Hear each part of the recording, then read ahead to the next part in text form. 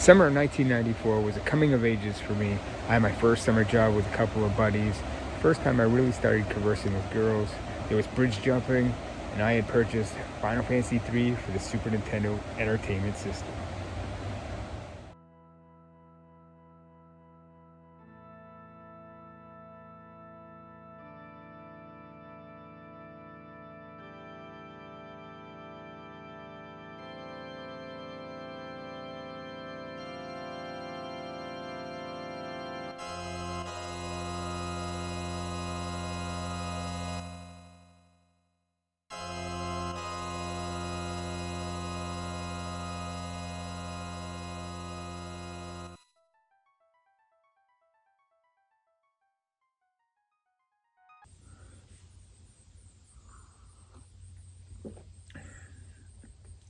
Thanks everybody for checking out this video series where I talk about memories of my youth, and it has to do with video games. Now, growing up, there's always, most of us have felt this, right? Where we've been listening to a song or playing a certain video game, or even maybe a location or something that you're doing kind of spawns this memory of your past and all that, and it makes you kind of feel good. And that's really what this series is about. Now, before I really get into the video game, I'm going to give you a little background about myself, just so it kind of connects everything together. Now, I grew up in a small lumber mill town in an area called French Island. Now, it was really called Treat and Webster Island, but everybody referred to it as French Island because it used to be a French settlement. It's an island, so the river basically, it goes through a dam, then it splits off, goes around the land, and then connects back, and so thus you get an island. And there are bridges going to the on and off the island. And one thing that we used to do growing up on French Island, because there were a lot of kids there, really fortunate growing up because there were a lot of families that lived there, so there were a lot of children there. So growing up, we played a lot of sports, captured the flag, rode our bikes. And we were lucky enough too, there used to be a video game store right on the island, right on the head of the island. And so that was always good to have, because you always had a place to go and rent video games, VHS, wrestling VHS, and even play some arcade games in that video store. Now, one thing that we used to do, especially as teenagers, was swim, because if nobody could take us to a lake or a pond, well, we would swim in the river. Now, I'm going to show a picture there, and I'm going to actually show video because I was recently in the town and went to these places where we used to swim. Now, I'm going to refer to one section as the east side and the other as the west. And I'll point that out in this picture nearby here. And as you can see, the east side is near the dam, and the west side is where the bridges are. We used to jump off and swim. So I'm going to cut to video so you can see exactly where we used to swim. So I just wanted to show from the east side, this is the rock wall we used to jump off from in the river. They got it well fenced off now. You can't really get in there. It was a lot different back in the day. Probably smart though. Don't recommend jumping into a fast moving river. We were lucky that none of us got seriously hurt or drowned, but this is it. Well, here's more a close-up of the train trestle that we would jump off from into the river. Then in the distance there, you can see the traffic bridge, which we used to jump off from into the river. And then we'd go right on the bank there and go up and jump again. But if the cops did come, then we would just float down river here, all the way down here, because then there's an island right there near the train trestle, and then just wait, and then go back on French Island.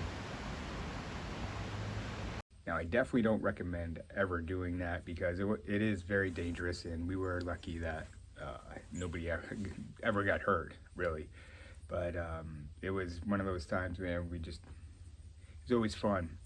And I always remember too, because in 1994, Stone Temple Pilots came out with the CD Purple, and one of the songs on that CD was Vaseline. Now I always remember the music video because the band's in, like, I don't know if it was a river or a lake or whatever, but you see the mill in the background, and that became kind of an anthem for that summer, that song. So every time I hear that song as well, it always brings me back to that summer of '94. And something else that happened in '94 is I had my first summer job, and it was really cool because I had a couple of buddies.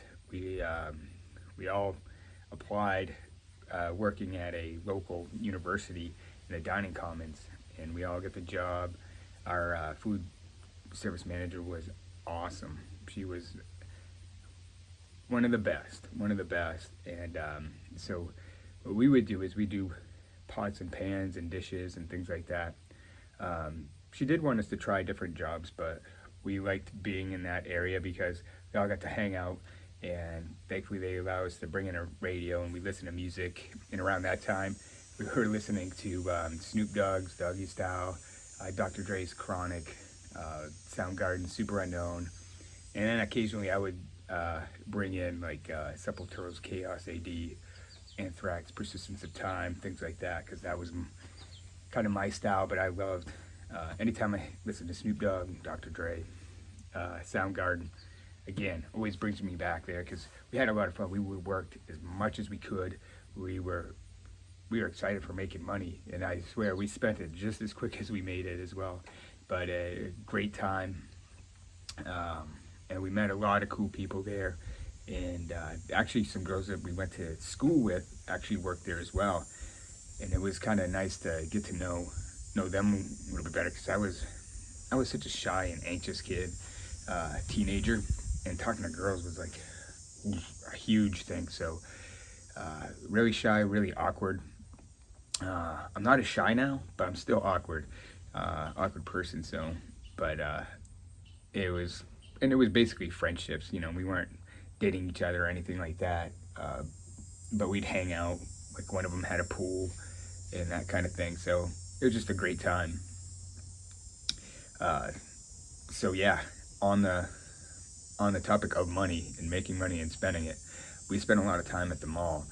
Now I bought a lot of music that time too, like music and video games. And so, because I mean, geez, it's like all this money, not much responsibility. I didn't have a car or anything like that. I wasn't old enough quite to go for my permit, so it was kind of spending freely, really. And I'm not good at I wasn't good at saving then. So, and yeah, so a lot of music, and there was also electronics boutique. So before GameStop in our area, everything was electronics boutique, and so we would go there, and I bought this game, and it wasn't cheap either. Like I don't know if this is a little known fact or people just forget. Video games weren't cheap back then either, and this game was not. I just remember it being expensive, but I was able to buy it by myself, and that is Final Fantasy III. And I also bought the strategy guide, and that's the only thing that survived gaming wise from my childhood, is the Final Fantasy III strategy guide. Electronics boutique, you can see it here, $14.99. And it's great too because I wanted to learn every secret. I wanted to learn everything about the game, and it is an absolute gem, amazing game. And I think it's one too that even modern gamers could get into. If you're into like the indie games, I think you can look past the graphic style and the dialogue and things like that, because I mean the music is amazing, the story is incredible, really in-depth story, and the graphics aren't bad. It's just not modern graphics. Now, one thing you have to realize, if you like, or if you're into turn-based RPGs, it's definitely one that you should check out. Now, in the U.S., I mean, it could be North America, but at least in the U.S. First, Final Fantasy games, we got Final Fantasy 1 for the NES, and then for the Super Nintendo, we have Final Fantasy 2, which is technically 4. And then we had Final Fantasy Mystic Quest, which I loved all those games. And Final Fantasy 2 was great because you were able to play as different characters that had different abilities and things like that, which was really an interesting add-on to some of the other games that Final Fantasy games we had, more variety in abilities and things like that. Well, now in Final Fantasy 3, not only do you have characters that have different abilities, they'll actually join your party.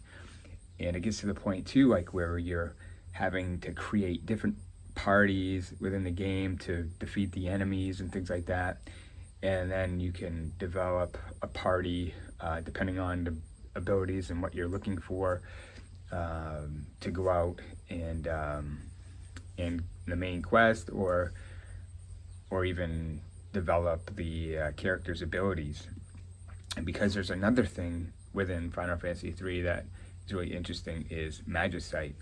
So it's basically espers, which like Shiva and like Bahamut and things like that, they lend you their power, so you can gain, any of your characters can gain magic and things like that, which is a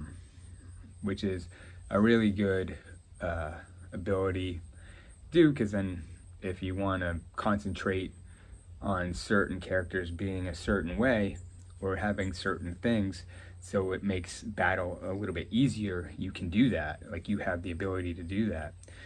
Each Esper has different spells and things like that. So, and another thing too is each Esper has different abilities. So, like, if you gain a level, if you look at the ability part, it may say like plus 10 strength or something like that each time you gain a level. So with that Esper, I'm just putting one out there, I can't think of one exactly, but you get the point there. And so you can develop your characters to be strong in certain things, like physical attacks, or more magic, or more powerful magic, that kind of thing. And so, like I mentioned too, the variety of different things, like some it's kind of neat. One character uses like instruments such as like a drill, chainsaw, with Edgar, or like Sabin has different karate techniques, or different techniques that way. You have the thief, of course, with Locke, and Rosa, who's actually, well, I won't give it away, but it's a great game. It's one that, like I said earlier, I think that everybody can get into. And thinking about characters too, the great thing about this game was that I wasn't used to, was having a charismatic enemy, like with Kafka. Now, if you've never played it, if you've played Skyrim and and you've done the Dark Brotherhood and you're familiar with Cicero, it's Kafka's reminds me of him, because he seems helpless, and he may not be too bad to deal with, but he is just pure evil and psychotic. And just the way they portray him was different, at least for the time, at least any game that I had played. So it adds that kind of depth and element to Final Fantasy 3. So definitely check it out if you have not. It does take a little bit longer. I can't remember how long it is. I know I've been playing it and I'm in 18 hours in, and I still have a ways to go. Maybe 30, 40 hours, give or take. I'm not sure. If you know, let me know. So yeah, Final Fantasy 3. So 1994, Final Fantasy 3, hanging out with friends and working with some buddies. It was a great year.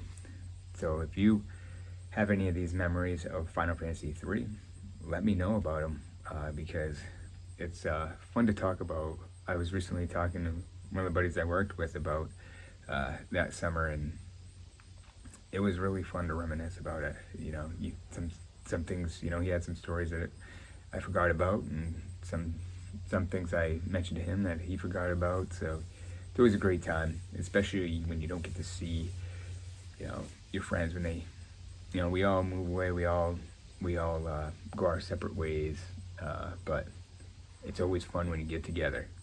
But yeah, those are my memories of Final Fantasy 3. So if you haven't tried it, check it out. If you like turn-based RPGs, you're definitely gonna like it for sure. But that's gonna do it. So until next time, see you.